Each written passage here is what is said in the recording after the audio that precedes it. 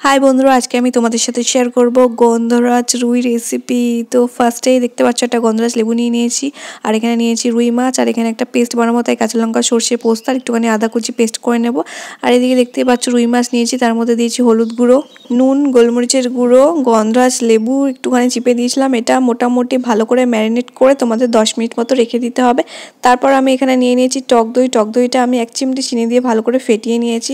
এদিকে সর্ষের তেল গরম করে আমি মাছগুলো ভেজে নিচ্ছি, আর এদিকে দেখতে পাচ্ছ আমি খুব ভালো করে দইটা ফেটিয়ে নিয়েছি। এবার এর মধ্যে আমি দিয়ে দেবো যে সর্ষে পোস্ত আদা আর কাঁচা লঙ্কা যে পেস্টটা বানিয়ে রেখেছিলাম সেটা দিয়ে দিলাম।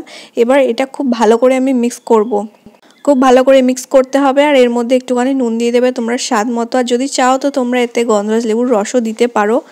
ভীষণই ভালো হয়েছিল এই রেসিপিটা, তোমরা একদিন হলেও বাড়িতে ট্রাই করো। তো এদিকে আমার মাছগুলো দেখো ভাজা হয়ে গেছে, আর এদিকে আমি মাছগুলো ভাজা হয়ে গেছিলো এবং সেই যে তেলটা ছিল তার মধ্যে আমি পেস্টটা ঢেলে দিলাম, দিয়ে একটুখানি ফুটিয়ে নিলাম। তারপর এর মধ্যে দিয়ে দিলাম গন্ধরাজ লেবুর রস। উফ, দারুণ লাগে গাইস, আমার দারুণ।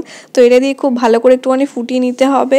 যখন দেখবে ঝোলটা একটু শুকিয়ে এসছে তখন ভেজে রাখা মাছগুলো এর মধ্যে দিয়ে আরও 2-3 মিনিট একটু ফোটাতে হবে। যখন একটু গ্রেভিটা শুকিয়ে আসবে তখন তার উপর দিয়ে আরও একটুখানি গন্ধরাজ লেবুর রস আর একটা কাঁচা লঙ্কা দিয়ে তোমরা এটা নামিয়ে নেবে।